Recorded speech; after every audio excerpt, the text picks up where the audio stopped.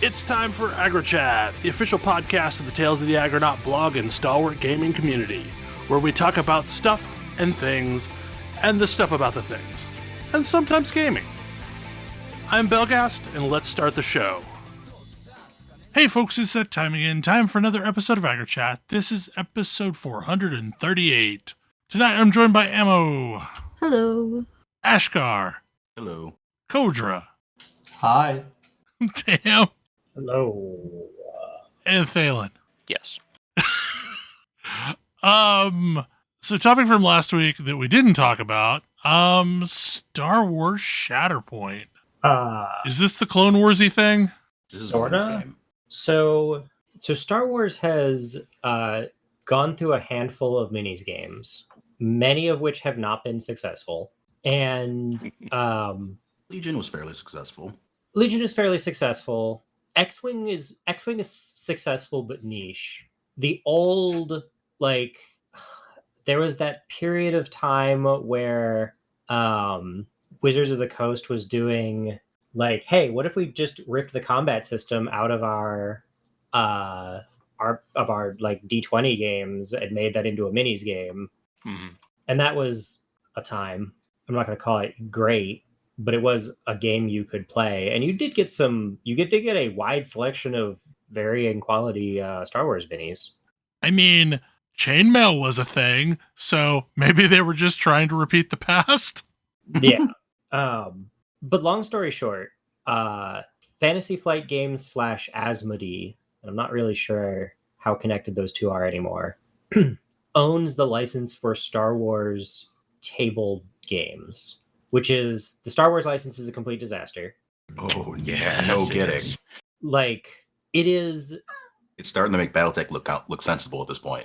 Yeah, it's as complicated as it's possible to be while still having people be able to make things for it and have those things exist. But I mean, just as a glimpse into the mess that this is, you cannot actually have a PDF copy of of any Star Wars RPG rulebook. Those cannot be sold.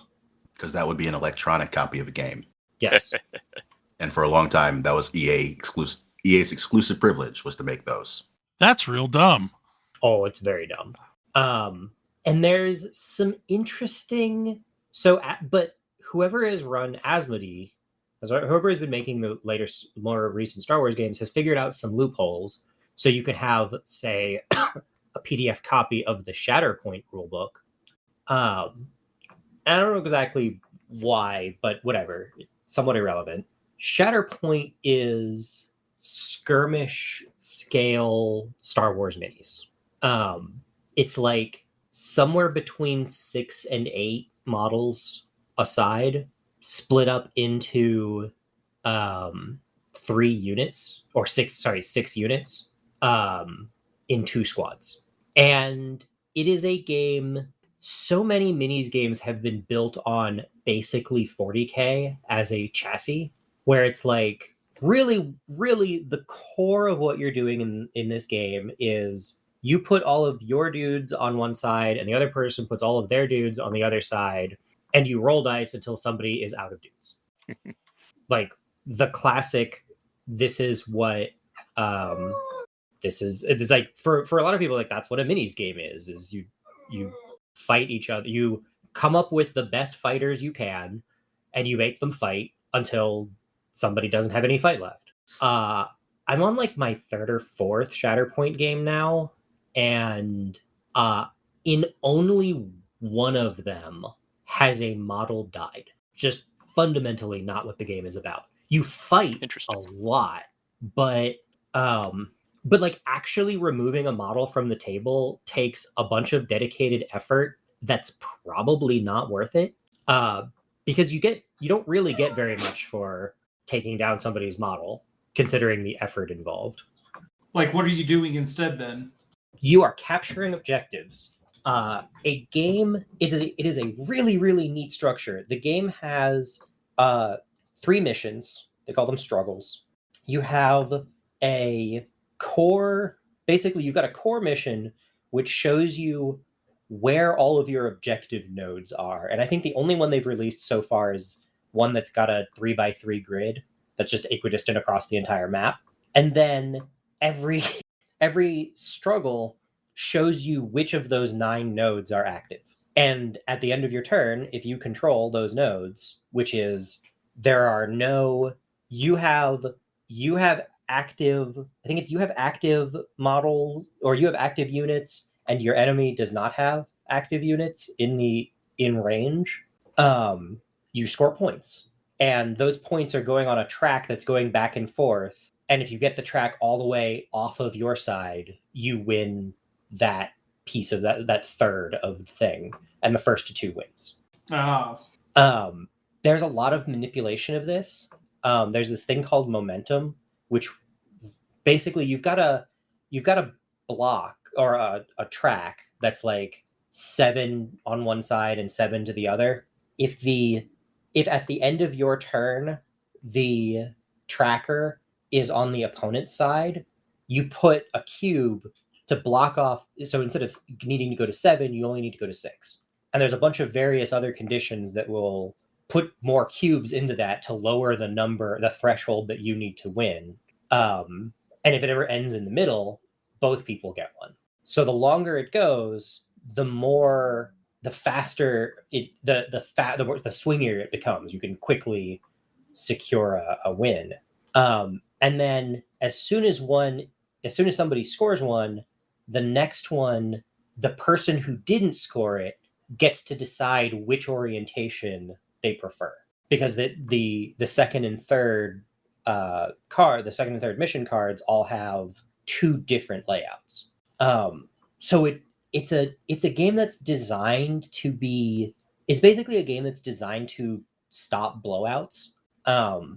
It's very, very, like, I don't actually know how you would blow somebody out in this game, because it's really hard to. You can't really just kill all their models. And the way activations work means that you can't really force your combo down and just keep them on the back foot for the rest of the game, because you don't have control over who you activate. You've got a deck of cards that has all of your units and 1 wild, and you draw from that to determine who's activating your turn. And it leads to an incredible flow. Like, the flow of the game is really, really good. It helps that it's got really permissive list building, so you can just put more or less whatever units you want together. There's some that have bonus synergies, like clones all do things and can work well with other clones, but like, you don't have to run all clones. And in fact, that does sort of limit you, because all of the clones perform a little bit similarly. And the big thing is that everything is about movement. You've got lots and lots of movement abilities, and you've got lots and lots of movement disruption abilities. They've clearly refined the Marvel Crisis Protocol model. And so you might pick certain attacks or attack chains that lead to less damage, but pushing your opponent off of a point. And in fact, that's usually better. And do most attacks like push then? Or is it just like if you take damage, you get pushed off? So every character has a card that shows their combat track. The combat track it's basically a series of it's a series of nodes, and every time you hit a node, you get every benefit of that node. And those nodes range from damage to debuffs to movement to buffs for yourself. And you choose how you progress through that path from left to right based on how many net successes you got in your attack roll. And so you might choose to, if you're playing, you might be playing Obi-Wan as an example, and you might choose to go down his part of his combat track that gives you lots and lots of pushes and push somebody off a point. Or there's a different one that gives him and other people near him a bunch of defensive buffs and makes him really good at, defensive buffs and healing, because that's what you actually want. Or I think it's Bo-Katan has a track that lets her jump at the end of it, so she can shoot at somebody and then fly up to a point. Yeah, it's interesting. Like, if your point is it's very hard to deal damage enough to defeat a model, my question is, like, what is the point of doing damage? So doing doing damage, every character has a number of wounds, usually between 2 and 3, and then a certain amount of hit points, call it.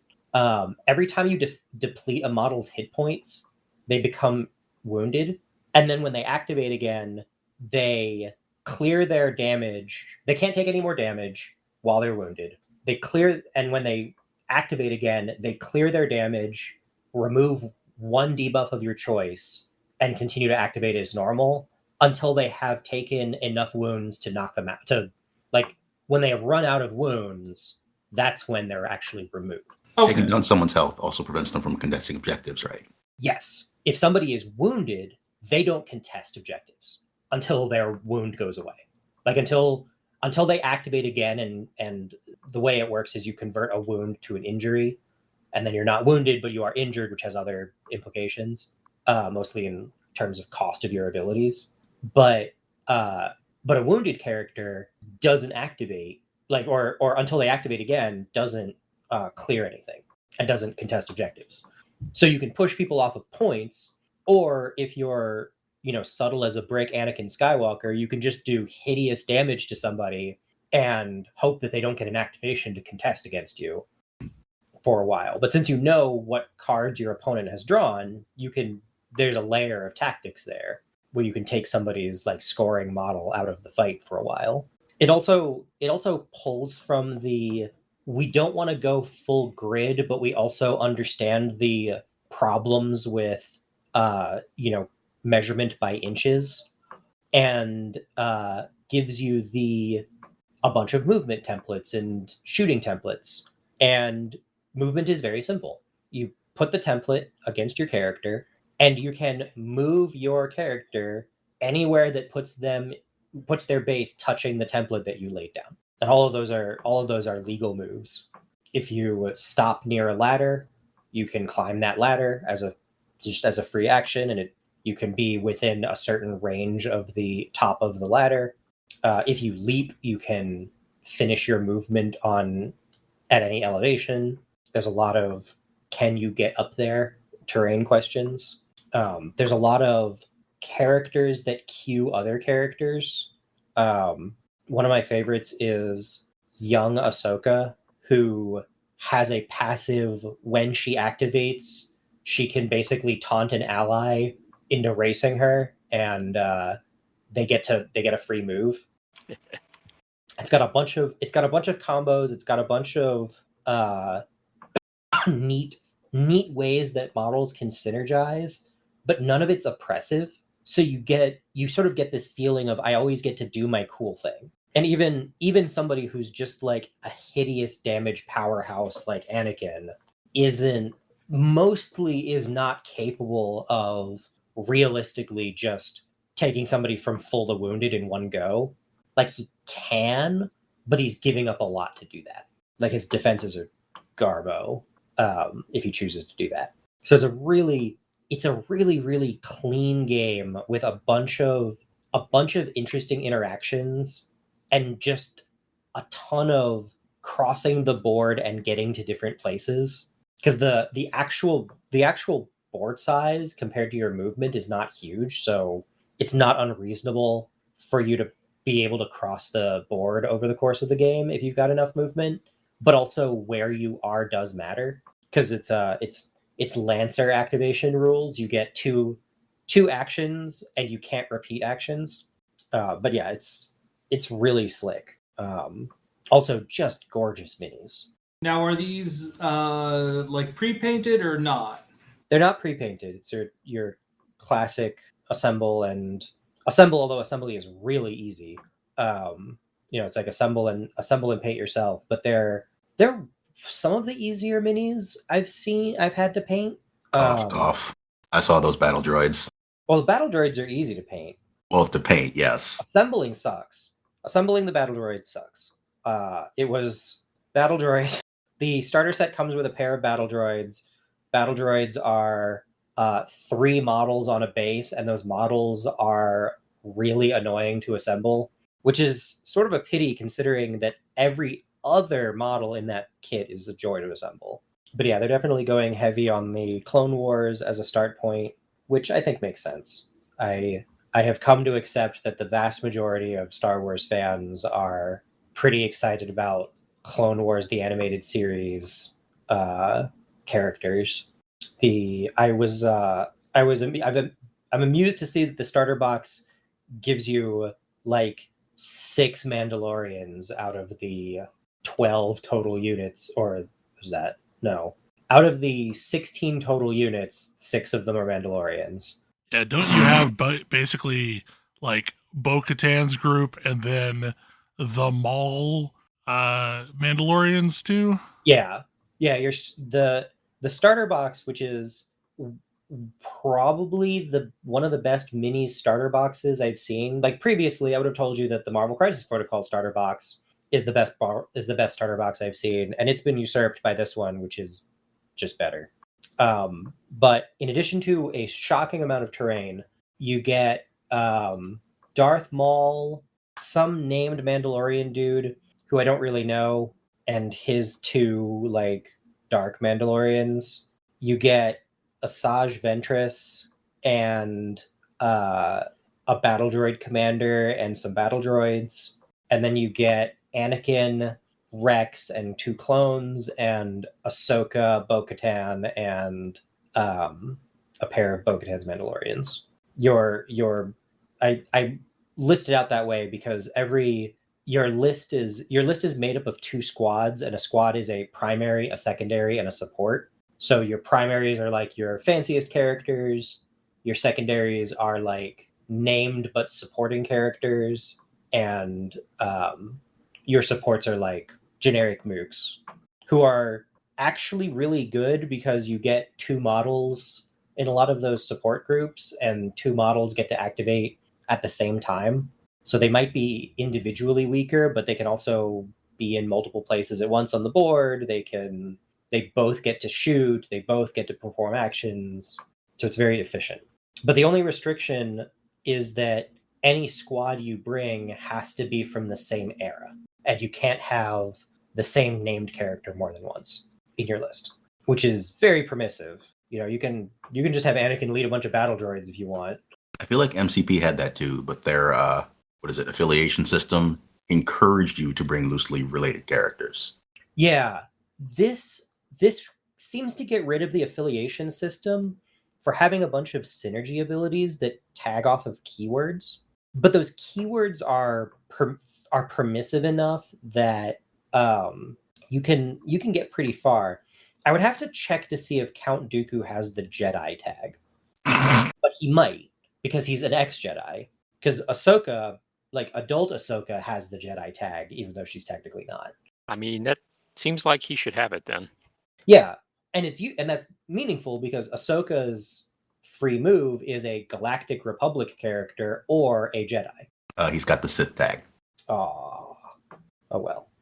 But yeah, it's a very fun game to play.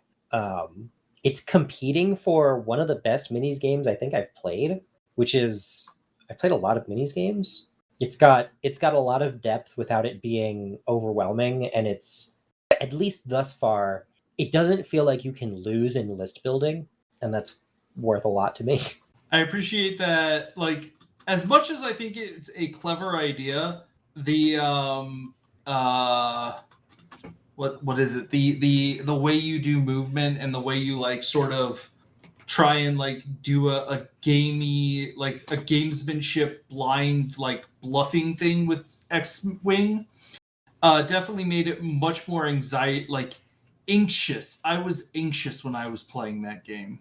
Yeah, this one, a lot of the analysis paralysis parts of this game are removed, and I think that's really interesting because one of the equivalents in other games is if you have, it's got I go you go, you activate a unit, then your opponent activates a unit, and back and forth, which I generally think is good because it makes games a little bit more back and forth, unless, all right, I'm gonna go get a snack while you activate all of your dudes, then come back and tell me how many of mine died. Mhm.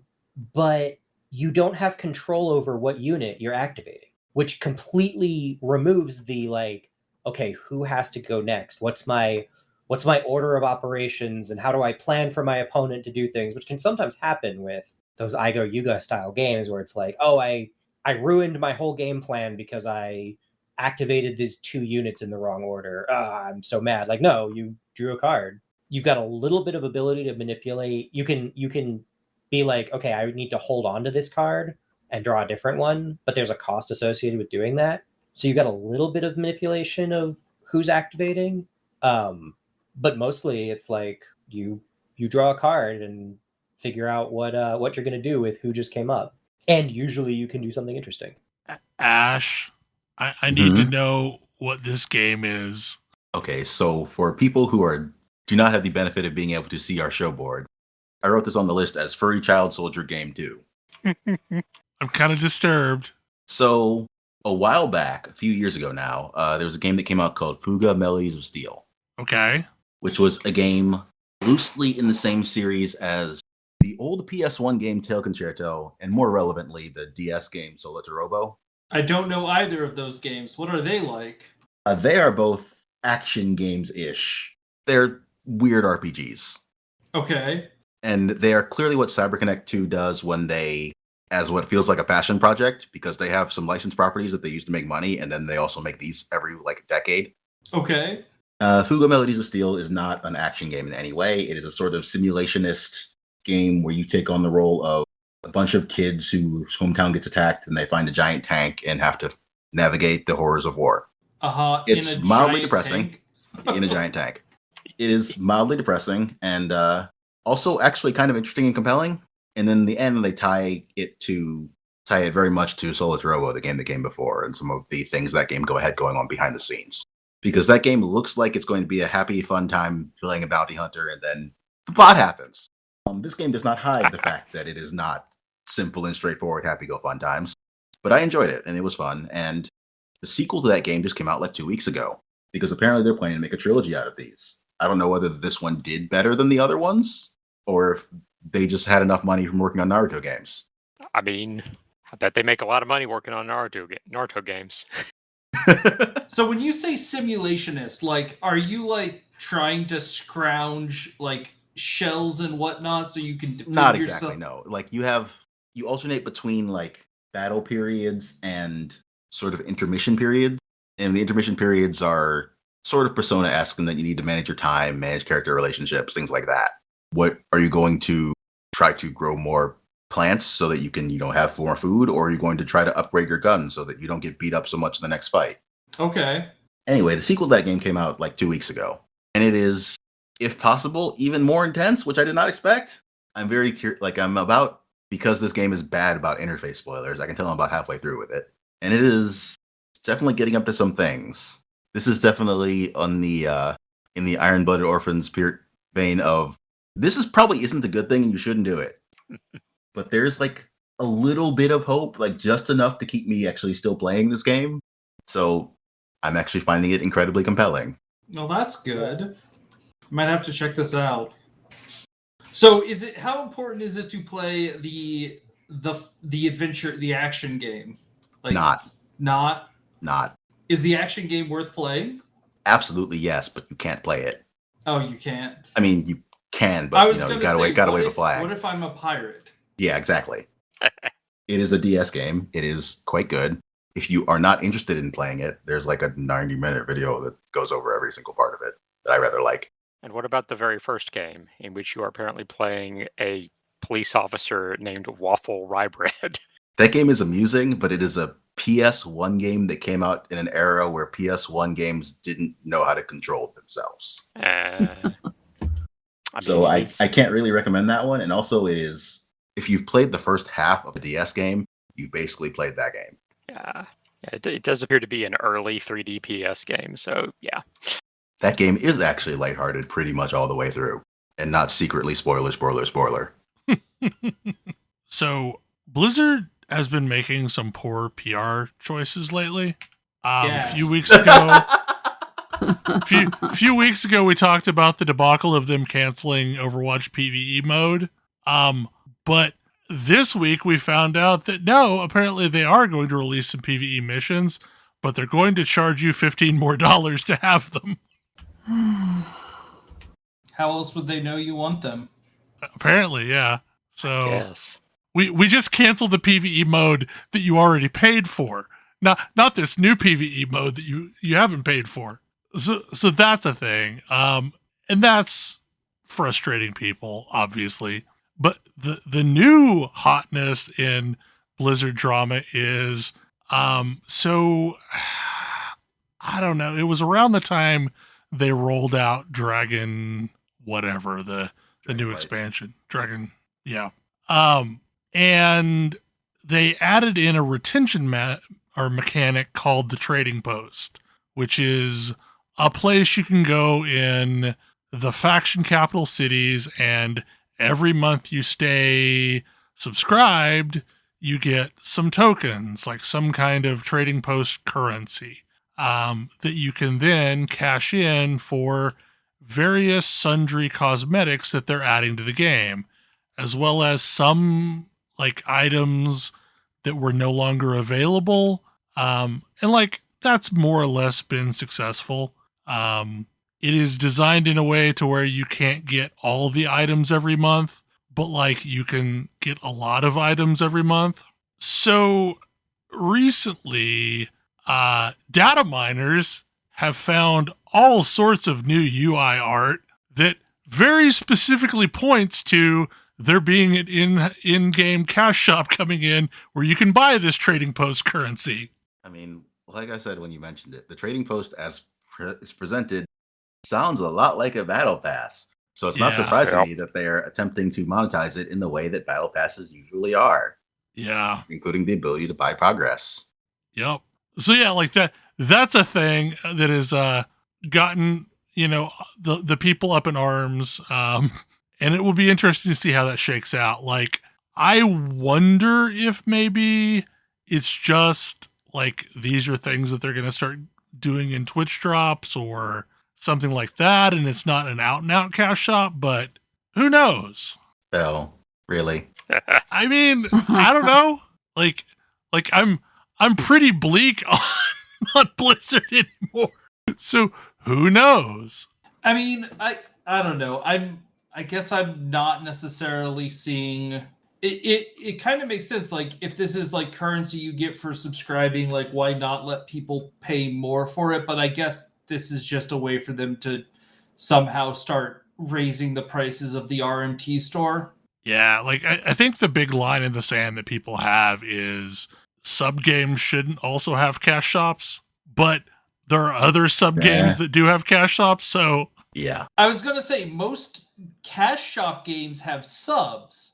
Like I'm sort of comparing this to ESO, right, which has a subscription in which you get the RMT currency. Yeah, so like it'll be interesting to see how that shakes out, because it may be that like if you pay for like it makes me wonder if this is all tied to an eventual strategy where you just get WoW on Game Pass. I mean, they would have to. Is the sale actually happening now? I don't know. Who knows? A bunch of regulatory organizations want it to not happen, so it might be a bit. I mean, there have been some that have approved it, others that haven't. The FTC like sued to halt it because they were afraid. There was talk from Microsoft about just going through with the sale, even though they haven't gotten UK approval, and pulling out of that market. So who knows? Who knows? It'll be interesting to see if it actually happens. I don't know. Of all of the drama, this one seems kind of small to me. But I guess that's a big line in the sand for a lot of people still. Like it isn't for me because I've crossed that line in the sand a long time ago. Like what do you like? Why is this just the if you have a sub you shouldn't also have a cash shop? Yes. But they have a cash shop. They've been selling mounts for a long time.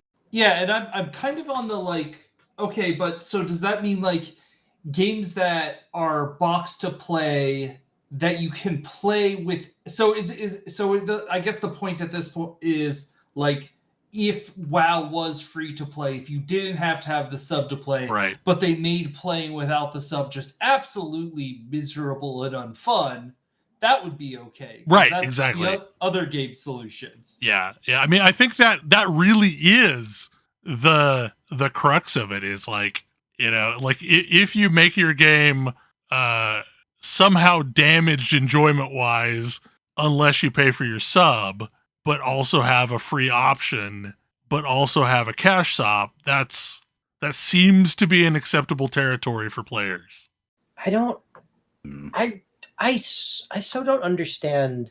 That makes no sense to me. Like, bluntly, like of all of the things that, of all of the different ways that you could monetize, that just feels so sketchy. Well, and also, I mean, you gotta consider that basically every one of these methods of monetization that is accepted now, people were mad about when it was first introduced. Right. Horse armor. Well, and I think the other piece of this is like there are still a lot of people that are Blizzard gamers that don't really play other games, and they've not really caught up to what monetization looks like in the rest of the world. And I think there's also like a subtle difference between having an item listed on the store with a fixed price and selling items to you through a obfuscated currency. Because like it still bugs the hell out of me now. Because I don't remember when the Sparkle Pony came into WoW. Oh, years ago.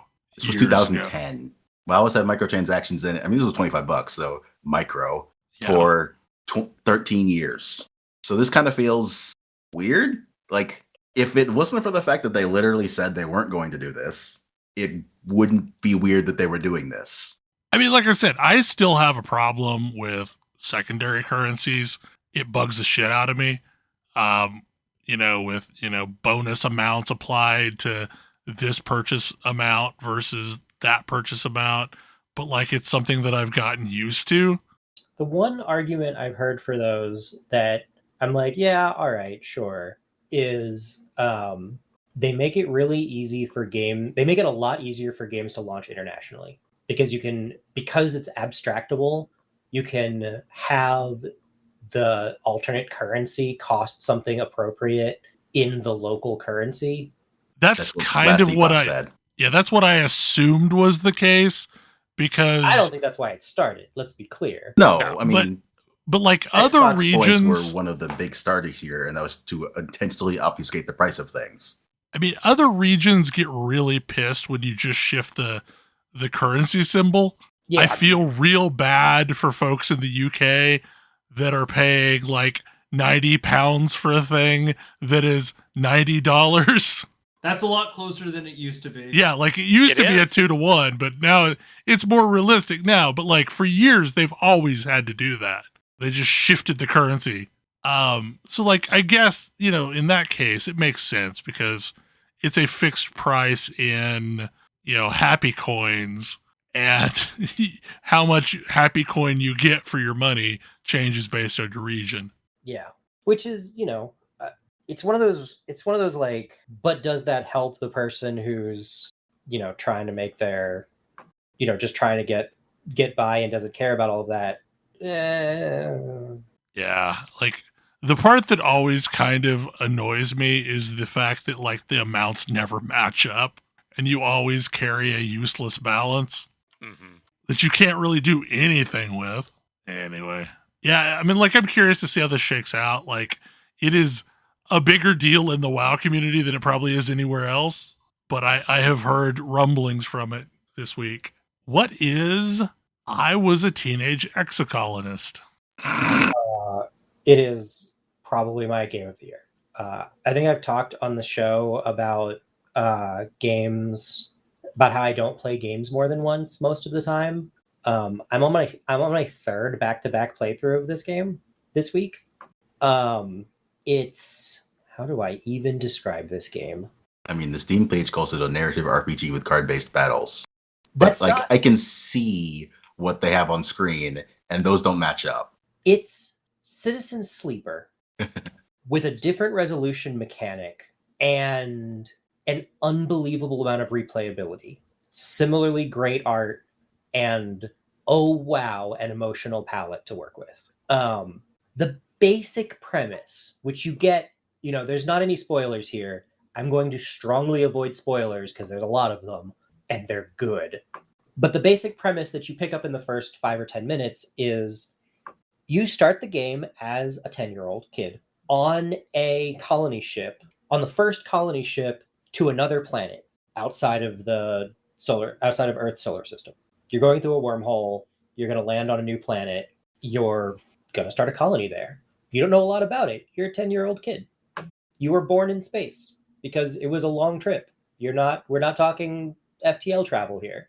I think they said it was 20 years in space just to get to the wormhole to get to this other planet. And the game is basically 10 years of your life separated out Persona style in months. You'll do something for a month out of a year. You pick what you're doing. There's a ton of characters. You learn about what they're doing and how they fit into this whole picture and so on and so forth. You've got a best friend. You've got other friends. You've got people you like and dislike. Most of the gameplay is picking a thing that you're going to do to increase your stats. Increasing your stats unlocks various perks and unlocks other things you can do.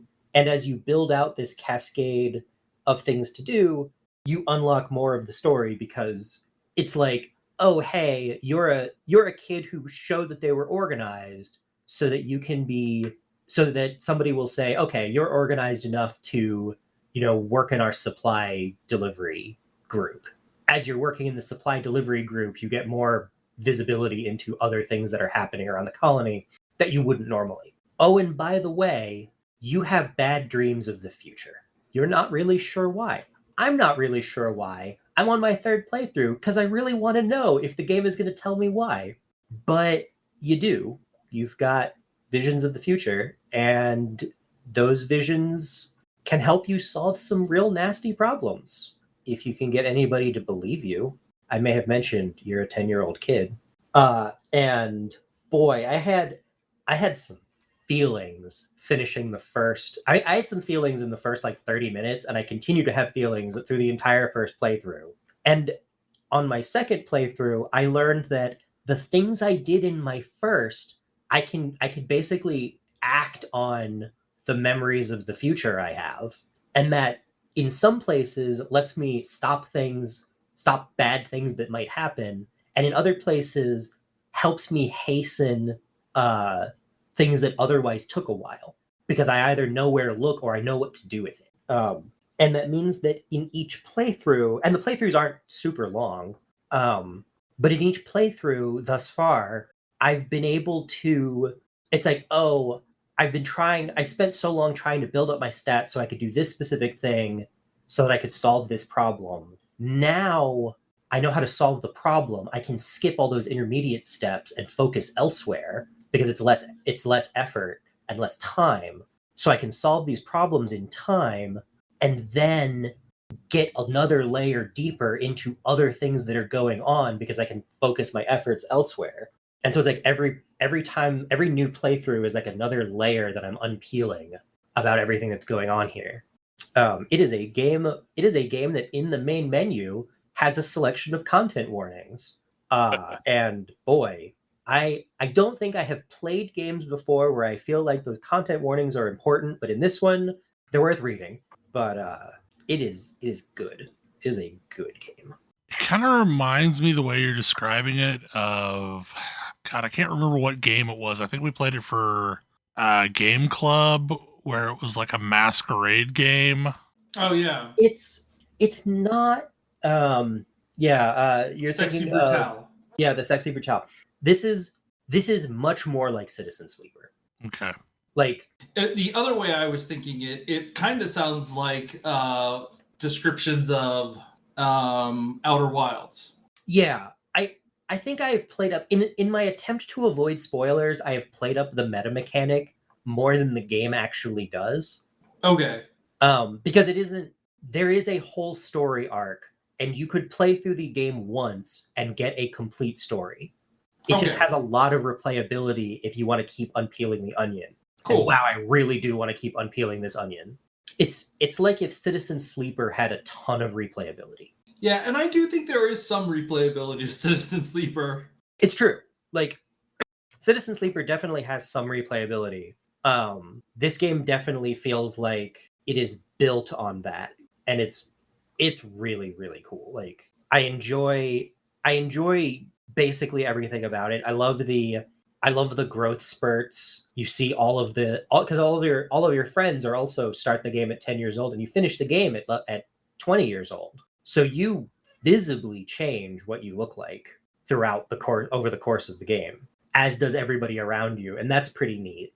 And like, by the time I've hit my third playthrough, the events that unfold are in some cases radically different.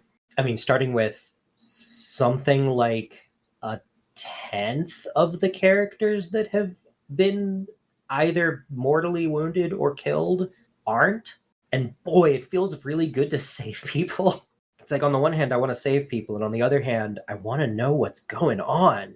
But yeah, it's a very cool game. Nice. Sounds fun. How's it? Have you been playing it on PC or on deck? I've been playing it on both. It actually works pretty well on both. Okay.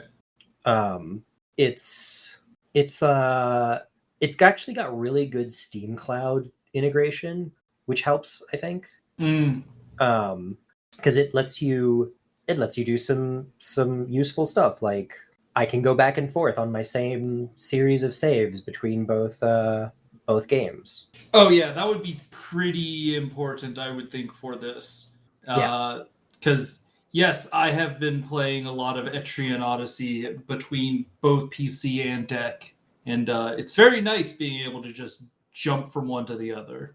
Yeah, it's really nice, and I've been able to hop back and forth. Like, you have to remember to close the game on the deck. Yes. But yeah, I can hop back and forth really, really easily. It's very smooth.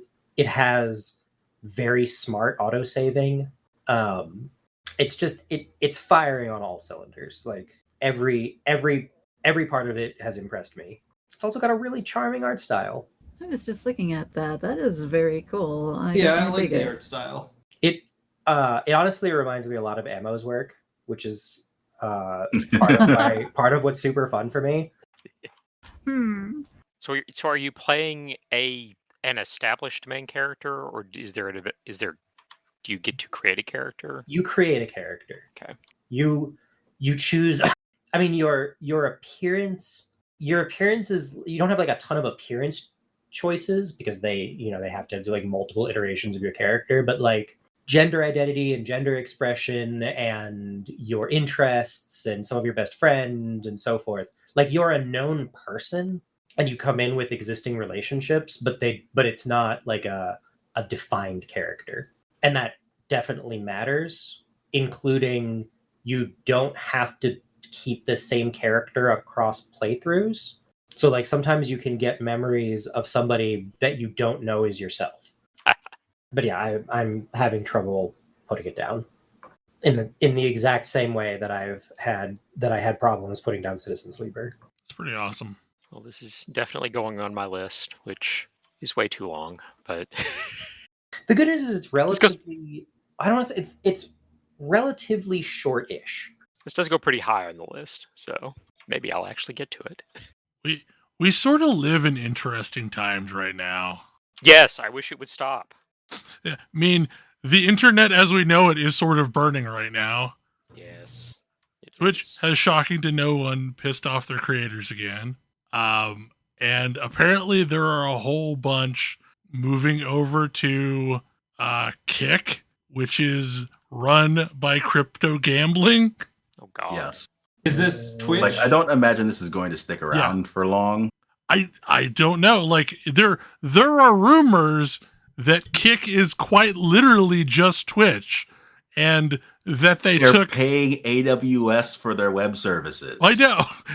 and supposedly, like, there's heavy rumors that they may have just taken the leaked code from Twitch and built on top of that. But anyway, they have lots of crypto money to throw around, and they don't care about how much their service makes because they're making lots of money on gambling. Wait, Wow. what? Yikes. And they just signed XQC to $100 million a year non-exclusive streaming deal. And I only know who XQC is because Linus Tech Tips built a computer for this person at some point. But now, it's official, a streamer is making more money than the highest paid basketball star. What? LeBron James has a 2-year, $100 million deal. XQC is making $100 million a year and can continue to stream on Twitch. We live in really weird times. So I did see, I was going to say, the only thing I saw about this was somebody reaching out at Twitch support asking for help with Kick, which everyone thought was hilarious. Oh Yeah. boy. Yeah. I mean, clearly the correct response to the growing realization that capitalism destroys every online space is to go to the most capitalist possible owners of an online space. Sure. I see no downside. If you're going to sell your soul, you might as well sell it real good. I mean, yeah. As we're going to really look back at Dan Olson's The Line Goes Up video, but and just realize how prescient a lot it was. But the whole thesis of that was these systemic collapses breed both anti-capitalist but also hyper-capitalist movements, and that's kind of what's happening there. Yeah.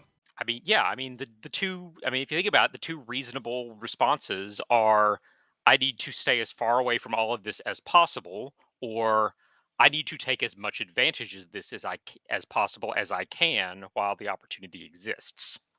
Yeah.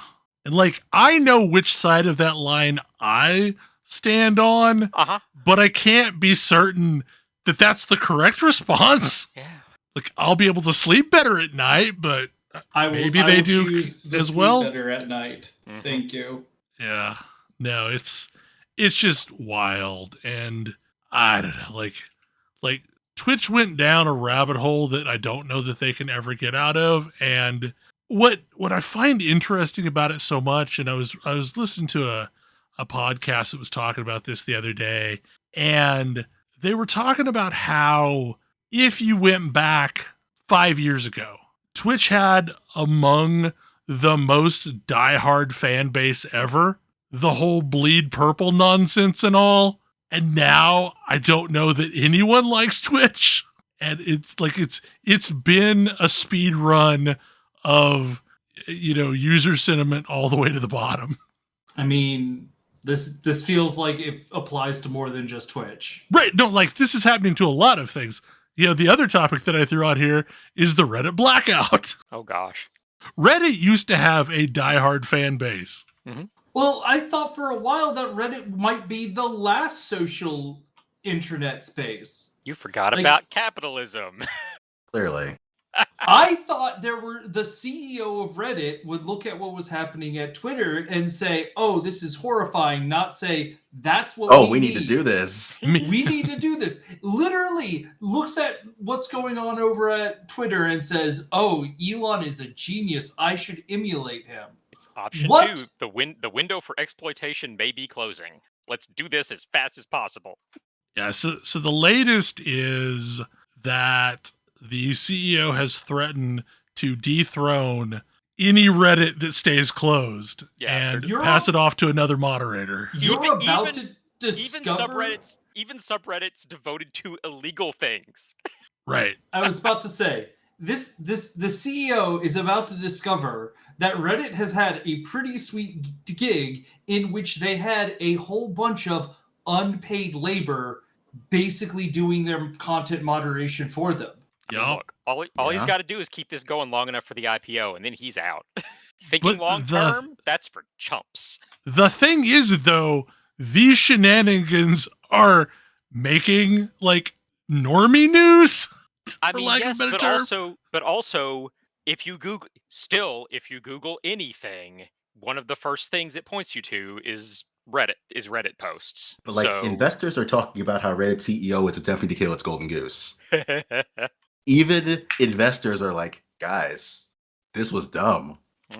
It is dumb. We'll see what comes of it, I guess. I just don't know. I've become very pessimistic as to how dumb something has to be to actually fail at getting investment. I mean, oh no, the free money's off. That's the problem. Like that's kind of what's happening in the tech industry right now is all of the like basically free money that investors were able to throw at tech is gone now because the rates have been raised. yeah, like that's been my assumption, is that we are just dealing with a decade in the coming correction, as none of these places ever really made any money. Yeah, no, they didn't. But they've just been burning VC capital for the last decade. It's almost as if social spaces on the internet aren't actually a good way to make money. No, not in the least. So maybe they should be run by people whose primary goal isn't making money.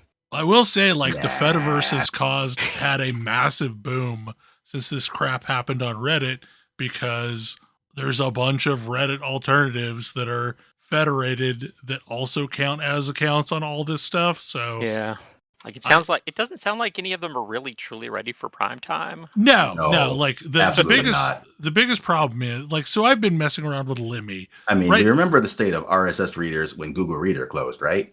Yeah. I mean, the existence of a large thing in the space kind of pushes out all of the other alternatives. Yeah. There's basically Limmy and Kbin are the two big front runners. And the problem is every server can have their own version of a Reddit. So, like, there's a bajillion video game Reddits that are just general video game Reddits that are on each and every one of these servers. So there has to be some standardization if it's ever going to fly. And that is the one thing that federated technologies don't do very well. Yep. Is have any means of standardization. It's the trap, right? Like, if you get big enough you don't get big enough for standardization to be relevant to you without having to engage with the capitalism. Right. But also, if you engage with the capitalism, you're fundamentally missing the value of the platform to the people who actually use it, and have to try to like extract value in some way that goes counter to the actual thing. Yeah, I mean, that's the thing with like Mastodon. They never wanted to be Twitter. They just wanted to be an alternate social network, but lots of people wanted them to be Twitter. Yeah. But yeah, like, it's been weird watching all of these different things crumble, and it's all happened in very short order. Yeah. I felt there was a moment, I don't remember if it was yesterday morning or the morning before, when I happened to, I'm a developer, so I was looking on how to do a thing, and I followed a Stack Overflow link, and they were doing maintenance, and I was like, wow, a lot of developers just aren't going to be able to do any work at all for the next couple hours because Stack Overflow is doing maintenance and Reddit's just locked. I guess you could ask ChatGPT. Sure, if you wanted to lie to you. Yeah. I mean, to be fair, that's not that different than Stack Overflow. Often. You have to weed through a lot of, well, it worked for me. Yeah. That or, why are you even trying to do that thing? This is obviously the right way. I was about to say the other one is you can use Git Copilot now. But yeah, like I'm honestly kind of worried about like just how much of the accumulated knowledge of the internet is going to evaporate in the next little bit. I think we're in the end of the social internet. Like, yeah, I've been like, anyone who asks, I'm like, yep, feels like this is the end of this experiment. Well, like, I was down a rabbit hole the other day, and apparently, like, Usenet archives are no longer searchable. because the place that was hosting them, I guess, got sued by some rando who wanted some of their, history to be removed. So they just removed all of it. I mean, that's... But that's an entire decade of stuff that happened on Usenet. Mm-hmm. It's just not searchable anymore. I mean, I'm dreading the day that the current owners of GameFAQs follow through on getting rid of all of the text stuff on there. Because that's it used to be, you went to random or FTPs to find that stuff. Uh-huh. And then GameFAQs became the collecting house of it. And maybe text files will pick it up and mirror it. I don't know. I mean, I assume that the Internet Archive has probably, sucked up a bunch of that stuff. Yeah, but yeah. I almost that is feel also one organization. It's not a for-profit organization, admittedly, but it is one organization. Right. I feel like we need more than just the Internet Archive. Oh, yeah. Because we're asking a lot of them right now. Yeah. I don't think they're going to... They're not going to, suddenly turn evil and, become, and try to monetize all this stuff, but they are one organization and could cease to exist for any number of reasons. And then what are we going to do? I mean, the internet has been held up by a lot of organizations that have been doing good work, but also don't make any money. EFF. Mm-hmm. Here's hoping they can all continue to keep doing what they need to do. It's just, I don't know, I realize I come from the era before the corporate internet. Uh-huh. And it was a mess. It was. But it was a beautiful mess. It was a beautiful mess, but people stopped being willing to pay to host things. Yeah. What a downer note. Yeah. Quick, someone give us some happy news. 4-job Fiesta started. Oh, nice. However, my first job is time mage, so I get to freelance it up for a while. Oof. Is this the first 4-job Fiesta in a post Pixel remaster exists on every platform world? Does the Pixel remaster exist on consoles yet? Yeah, it's on Switch. Come out yet. It's on Switch. Yeah. Okay, then yes. But yeah, the last year was the first year where it existed at all. Because the run last year, the speedrunners played on the Pixel remaster and got to see some of the absolutely broken nonsense, some of which has been patched, actually, that made it into that version originally. So which version is that based on? Is that the Game Boy Advance version?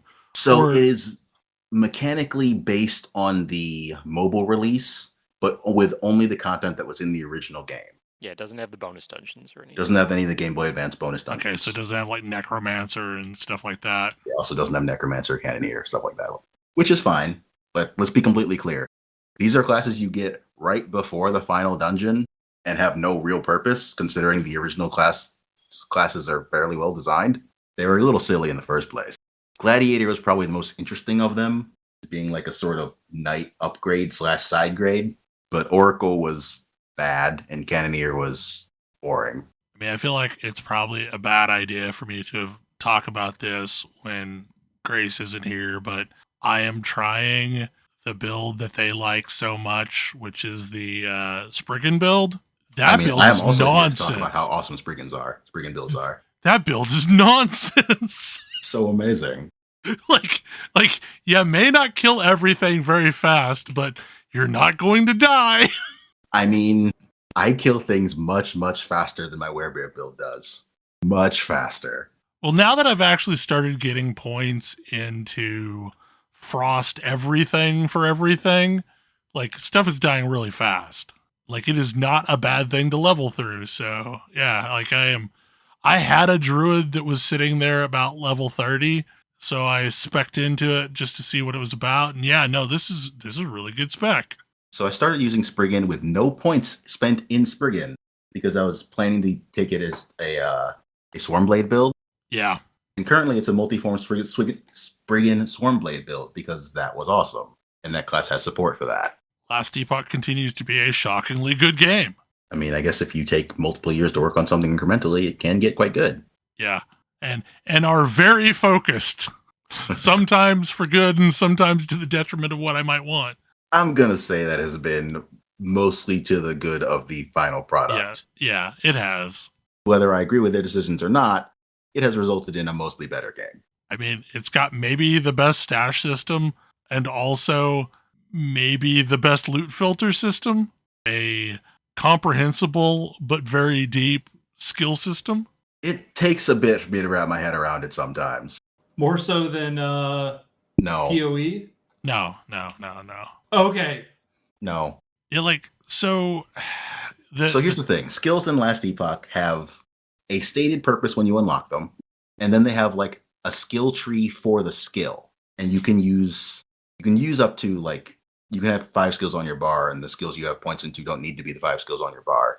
But you can only have points in 5 skills. And they can completely change how a skill works or change its element, make it not work. Like, as an example, Void Cleave is a skill on the Sentinel that you can use if you have a 2-handed axe or sword equipped, which is just a big giant swipe in front of you. Deals a ton of damage, has a short cooldown. You can spec to make this move you halfway across the screen if you'd like, instead of just taking a swing in front of you, which gives it the movement tag and lets other things apply to it. You can make it cast a spell when you move so that you can actually make use of a different skill tree entirely, that this skill just happens to trigger when you use it. It can get kind of complicated, even though it is. Yeah, I mean, another one fairly, I like it because it's easy to experiment with for the most part. Like one of the builds that I've been working on is the squirrel build, and I don't have the squirrel hat, and I'm sad. But someday it'll be a squirrel build. But like it uses upheaval, but it doesn't ever cast upheaval. It turns upheaval into totems, and then every time I leap, I drop an upheaval totem. So I just basically leap around the map, dropping upheaval totems. But like, so I went into that ability with leap, but I also went into upheaval to turn them into totems, and the totems that I'm dropping with leap inherit all of the things that I'm also applying to upheaval. So there's a lot of weird synergies like that. Yeah, in the Spriggan build, Spriggans can drop healing totems, but you can take a point to make him also use the thorn totem tree and shoot thorns to enemies. Yeah, so you never cast thorn totems anymore, but you absolutely want to put points into thorn totems because you're buffing your healing totems. Yeah, like there's a bunch of ways to take a specific, class ability, but make it apply to something else.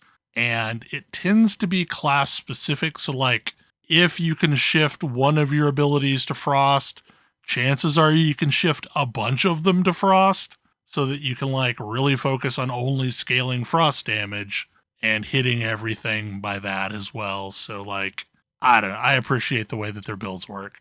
And it's relatively painless to undo something and respec. Passive points are completely painless.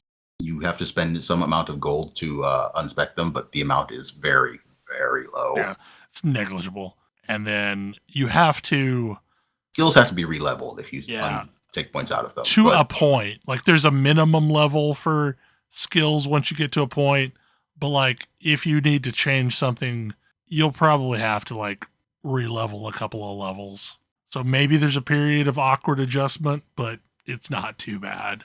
You also get bonus experience on skills that you have basically unleveled. Yeah, like I'm probably going to shift my Fire Necromancer over to a Necrotic Necromancer at some point. So I'll basically just have to like re-level the last 5 points or so of every single skill. Yeah, and I shifted the Spriggan Swarmblade from a poison build to a frost build. Yeah. Which involved me basically killing one monolith's worth of things and instantly getting in the level I needed to get the points back. Though, to be fair, like, after a point in Last Epoch, the respec costs aren't really a thing either. I have so many regrets, it's not even funny. In PoE, yeah. Yeah. Yeah, but that doesn't happen early in the league. No. Well, if you do delve, you get a lot of regrets. Fair. You can't do deep delve until you already have something that works well, though. So yeah, true. I'm definitely really looking forward to the 1.0 release of Last Epoch. I'm just super curious what Rune Master is. Apparently, it's done in quotes and ready to go. I don't know. I'm really looking forward to Falconeer. Falconeer sounds really interesting because it's apparently like a more active pet than the other pets that are in the game. I feel like you could do a Beastmaster solo pet build and with either bear or raptor. That would be fairly active. Anyway, that's probably a show. Any final thoughts or last topics? I feel like I'm late to the party, but Lower Decks is very good. It's so good. I'm really enjoying Last Epoch just because, or not Last Epoch, Etrian Odyssey, because it's such a good second screen game. This is why I enjoyed it on the DS. Well, hopefully you enjoyed the show, and we will see you again next week. Good night. Good night. Good night. Good night. Good night. See you.